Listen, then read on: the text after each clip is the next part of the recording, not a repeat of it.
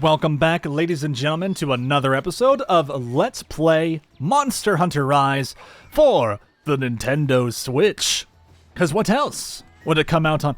Hopefully PC. I mean, it is coming out on PC at some point, so maybe we'll be able to play this game at like 120 FPS. The RE engine does run great. Freaking Resident Evil runs amazing on PC. So like, I can only hope. I don't even care about the textures, man. I don't care about the textures. I just want the frame rate. Oh, be so good. Be so good. Regardless, though. Currently, we're playing the Nintendo Switch version. But yes, in the future, I would love to play on PC. And for now, we have a few villagers to talk to before we actually move on and do the quest for this video. And in the last video, we did the urgent quest, which is to fight the Great Izuchi, or Izuchi, whatever. At the end of the day, I never know how to pronounce any names. I've called Eopre, Lupre for my entire life, and it's never going to change, okay? We also have our housekeeper here, who's going to give us a little bit more options now with the Argosy fully capable and functional.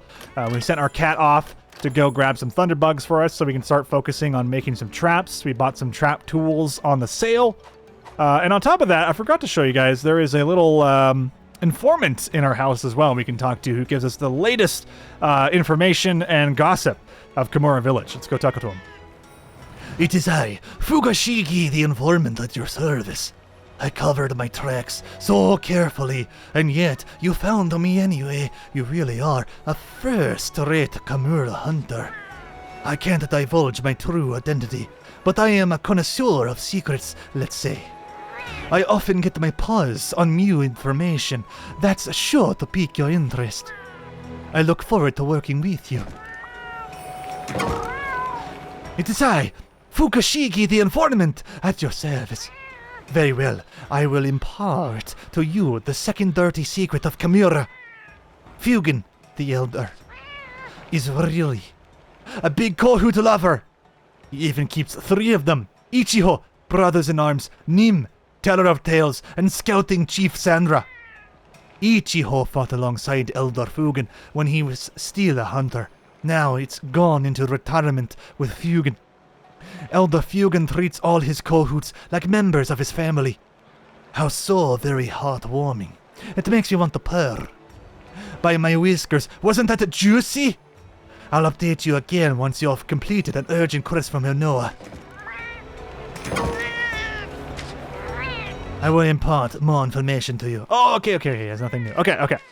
So yeah, once we complete another urgent quest, we'll be able to get some more dank, juicy information on all the nerds of Kamura. Also, no bed to sleep on this time around, which is a bit unfortunate. I always loved saving my game on the bed, but there's no bed.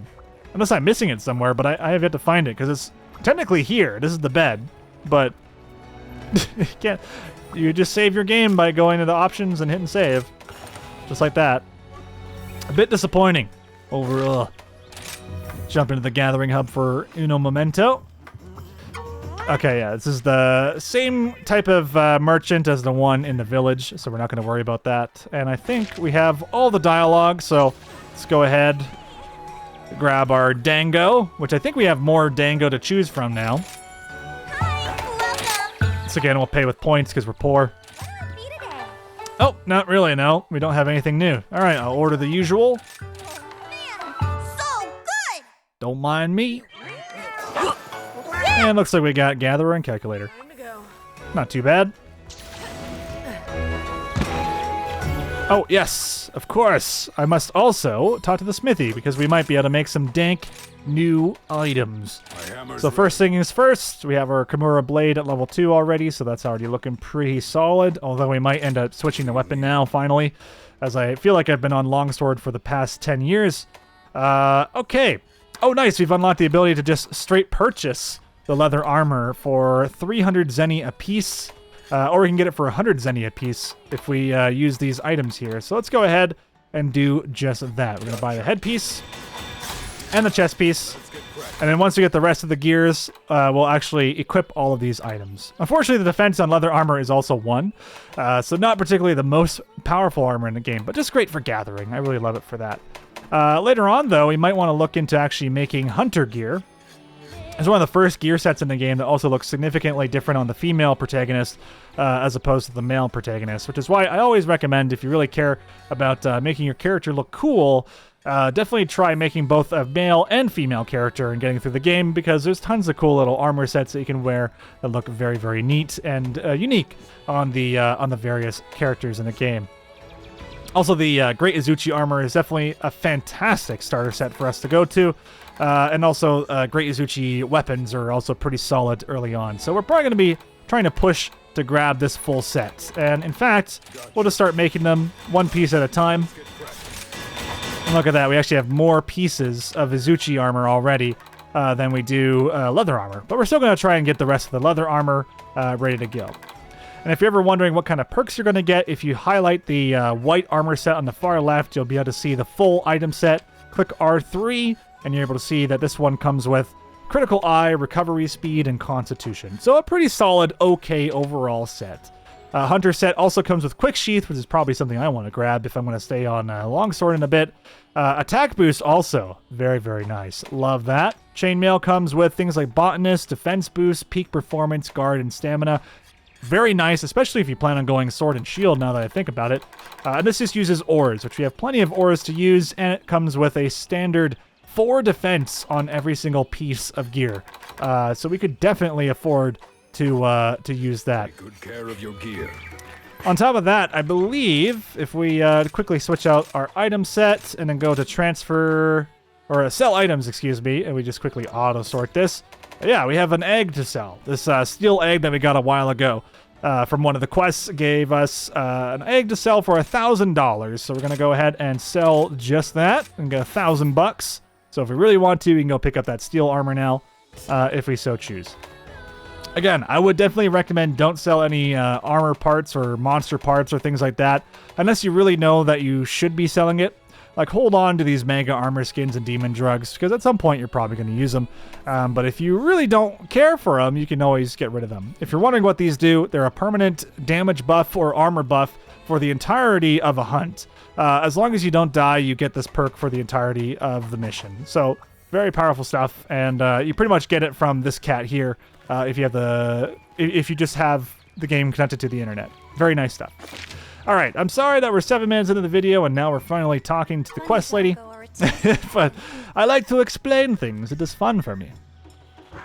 All right, Hinoa, welcome back. The Great Izuchi has been hunted and the ingredients have been delivered safely. Yomogi is back to her usual routine and I am no longer in panic mode. Crisis averted. And now, as a reward for the Defender of the Dango, you can take on 2-star quests. You're on your way to the top. But you're not out of the woods yet. More dangerous threats await, so make sure to prepare well. It's a good day for a hunt. It sure is. And we completed a decent amount of optional quests here. That's 4 of them out of the way of the 5 that we currently have. So I'm not sure about golden spear bugs. I don't really care for doing this one. Those are those little stamina buffers, and I find them a little bit more of a pain to grab because I'm not usually in the vicinity of them. But of course, I love small monster slaying. Again, I don't have the materials for trank bombing monsters at the moment, although I do think the game gives you them for free right at the start, just like that's like a nice little bonus. We have 2 quests required for the Frost Islands, which we might be going to, and it comes with Icium Ore. We're going to grab that one. That's going to be very powerful in upgrading some of our gear later. And then we have Gathering Plants, absolutely. And I don't really care for Sonic Bombs. Overall, we want Armor Spheres. More than anything else, we want Armor Spheres, so we're going to do Gathering Honey. Beautiful. Take a look at the 2-star quests. Of course, you can always do the previous quests, but it's not really that important. You don't have to do these, but they will garner you some extra items, especially from those particular small monsters. So we got our 5 main quests, or key quests to do, which we only need to do 3 of these.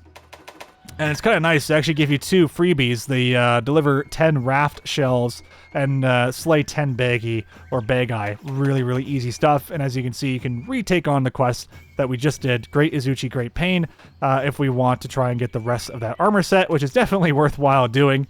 Another great one, of course, is to do this bug one. Slay a total of 14 Ultraroth or Banahabra herself over these items that they give you will help you make armor sets that are pretty solid, especially for gathering, I think, as well, if it's anything similar to World. If not, also just tons of cool shit you get to make with that. And Popo Tongues, this is a freebie as well, but it's on a key quest, so doesn't matter as much. Anyway, let's go ahead and fight a Arzuros? Yeah, let's go fight an Arzuros. Do the first one of the bunch. Good luck. And we've already eaten. The one thing I haven't done, though, is I should make a new item, a new weapon, for us to fight with. So let's go ahead and make a sword and shield, because of course. Nothing more basic than a sword and shield, am I right?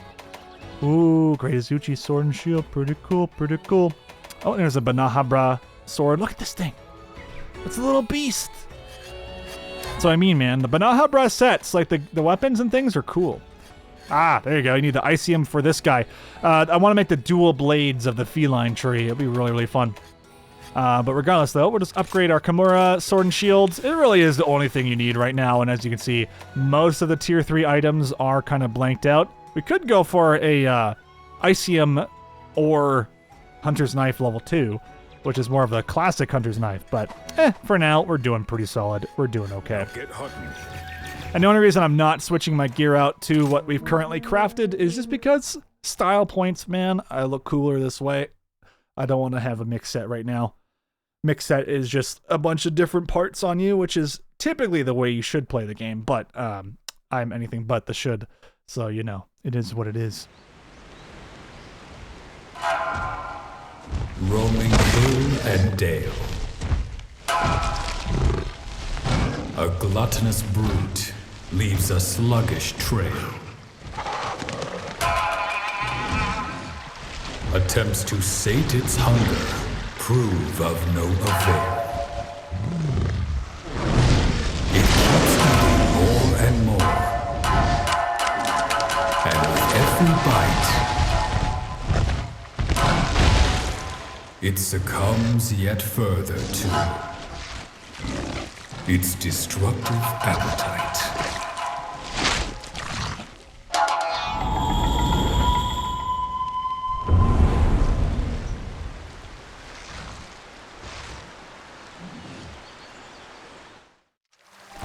This'll be easy. Beautiful. All right, the lovable, huggable, really, really cute teddy bear that is Arzuros. I'm not sure which game he was introduced in, but I feel like he was in Monster Hunter 3. He was very prominent in Monster Hunter Portable 3rd, which is just a fantastic game. Of old-gen Monster Hunters, I feel like Portable 3rd was one of the best. Unfortunately, it never came out in the West, which is a damn shame, but it's fully playable on the SSPP emulator, as it was a handheld game, much like Freedom Unite was. I think Freedom Unite was also PSP as well. It's kind of weird. But it is definitely a solid game. If you want to like dip your toes into some older Monster Hunter titles, like that was one of the pinnacle games in the old school 3rd generation of Monster Hunter games. Each generation is usually delineated by the main title having a number of 1, 2, 3, or 4, with the original being 1, just called Monster Hunter. First gen, not so great. Not so great, but still really good. I love it. Still the best game in the series.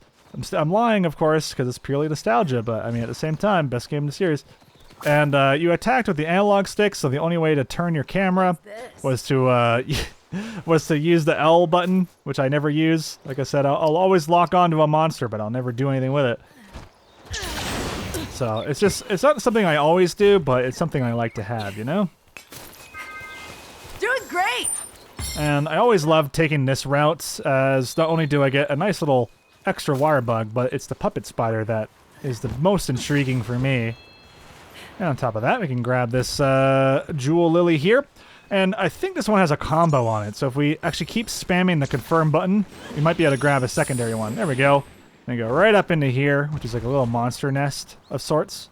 Later down the line in like high rank, you might find a giant monkey here. Who knows? He'll be sleeping, of course, but I mean, he does like to fire lasers out of his frickin' eyeballs. Okay, so what we're gonna do here? Let's use one of these easy flash bombs to get these guys down. Hey, Get blinded. Okay, well apparently they don't have eyeballs. Can I hit you with kunai? Sure can. There we go. Let's fight, buddy.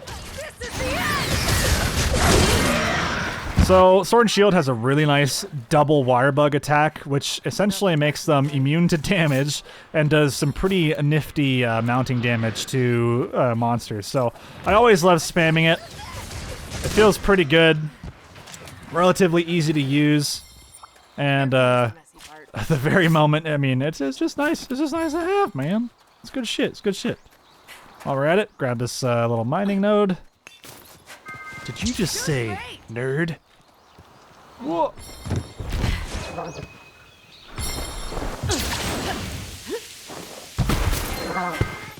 Adamant seeds. Oh, by the way, so similar to those demon drugs I think I was talking about earlier, the seeds are basically the first bit of that recipe. And you can eat the seeds themselves as well. But those will only give you a buff for 3 minutes at a time, whereas the demon drug will give you a perma buff. And you can stack them, of course, so you could have a mega demon drug on you, and then you can eat a seed, which will give you that little bonus. I'm not sure if they added back those pills from previous from the previous Monster Hunter game world, where pills would give you a 30-second buff, but it's a significant buff.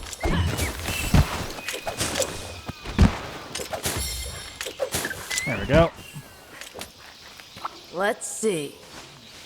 And you can see, I'm still just trying to gather as much of these extra resources as possible as we go along. You don't have to always do this, but I find that as long as I'm farming these little loot piles every now and again, at least I know I'm going to have the resources I need, the more miscellaneous resources, for when I deal with a monster. One nice thing is, we grab that puppet spider, so we're going to quickly use that on the Great Izuchi, and we're going to use him to monster battle. This will be the first time we actually encounter a monster with another monster. This is gonna be good. And this guy will be perfect for the Arzuros, and we can get 3 Arzuros pieces of items from him. We also ram the Great Izuchi into the Arzuros and get some Great Izuchi parts for free, so that'll be pretty nice. Arzuros is currently transitioning into a new zone, so we're just going to kind of wait and see what's happening here. There we go. Hit him from the back. Nice. We'll cancel evade, or evade cancel, to allow us to do some extra hits a little bit faster. I'm not going to worry about this tutorial, as it's saying use the mounted Punisher. Great. Okay. Let's see if I can ram... Oh, I was going to try and ram him into the Arzuros, but that's a bit unfortunate. That's okay, though. This is the end! Essentially, if you ram a monster into another monster, it'll automatically trigger the mounting ability. I could have done the finisher on Arzuros, of course, to do the max amount of damage possible. But hey, sometimes you just want to do some big damage. You never know. While we're at it, we can also use this Fire Beetle. Do some dots of damage here.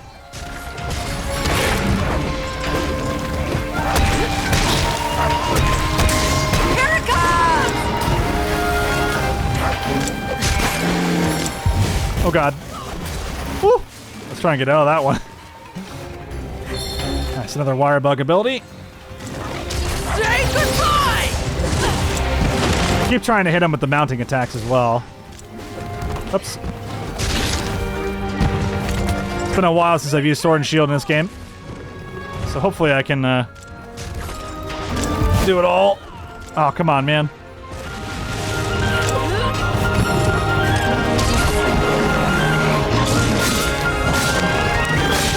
Usually goes for 4 hits when he's raging there.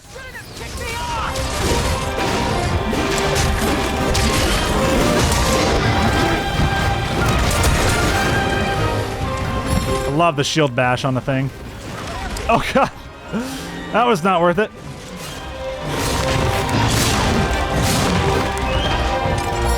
Now I'm getting angry!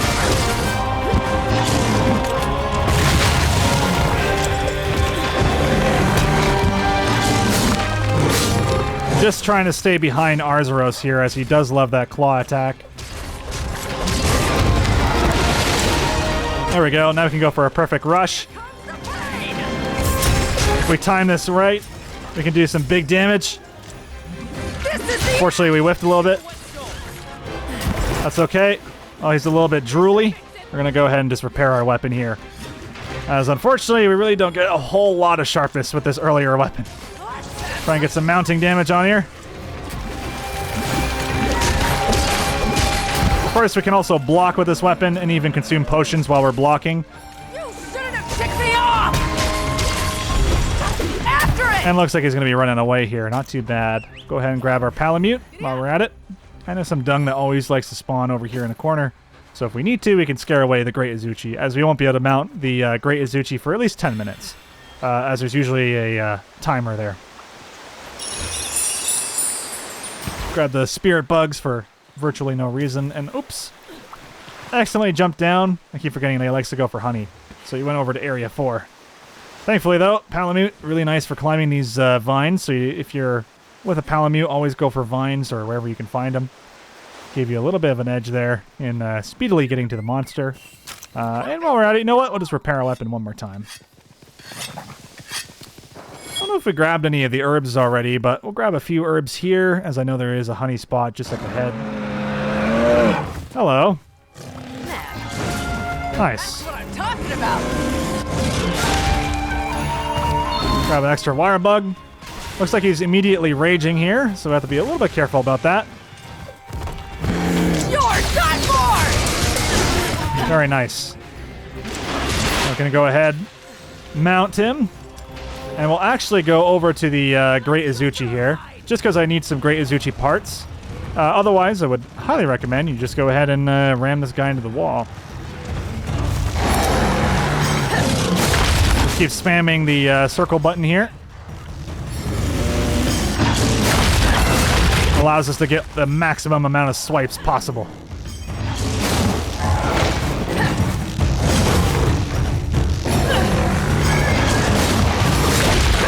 Nice.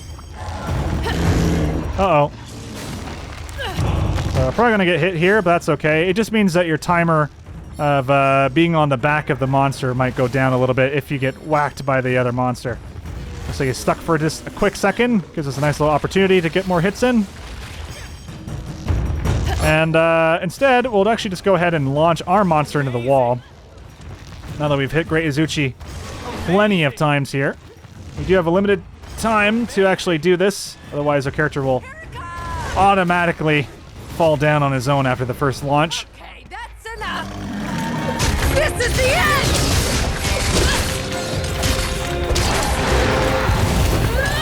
Ah, I keep whiffing that one. That one allows me to do like a big aerial attack, but it'd be really difficult to hit it, I find. Let's have some Of fun! course, all this comes with experience, so someone that is obviously a lot more experienced with the sword and shield than I will actually be able to get some better hits in. There we go, just like that.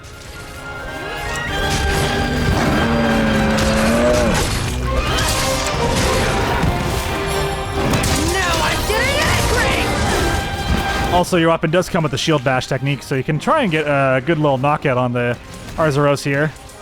Especially the third hit is really, really devastating. Grab these Great Izuchi parts while we're at it. Nice. Couple of hides. Always worth it. Some free damage here.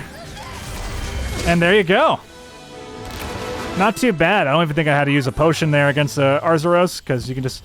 Essentially, you move so fast with the sword and shield that you're able to just kind of stay behind them. And of course, a more expert sword and shield player would be able to dodge and weave, dip dive, and whatever the heck, just to fully avoid getting hit there by the Arzuros while doing maximum damage. But alas, as long as you're having fun, that's all that really matters in this type of game. There's something here. And since we get 60 seconds because we killed the monster, we did not capture the monster, we get a little bit of extra time to usually grab a few extra items.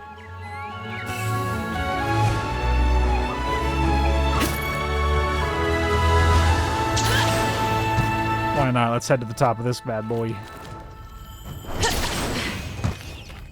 Heck yeah. Oh! Oh, I don't know if I got the picture in time. Piece of cake. I heard the sound effect. I needed a picture of that. It's called a rock lizard. You need it for one of the optional subquest things. Like one of the villagers is like, I need a picture of a rock lizard, dude. Not too bad. Decent amount of gear.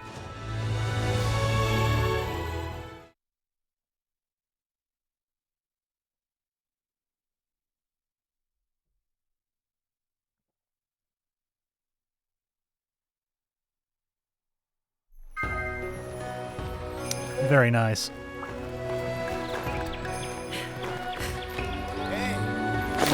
No new things for us, unfortunately, but we can go ahead and complete our subquest.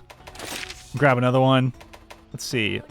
Hunting one monster. We're going to be doing that. Take care of yourself. Oh, yeah. And we'll look into armor. I always like doing this every time we see a new monster. Oh, wow, that actually looks completely different from the male set. That looks cool. So what do we got here? We have Fortify, increase your attack and defense when you die.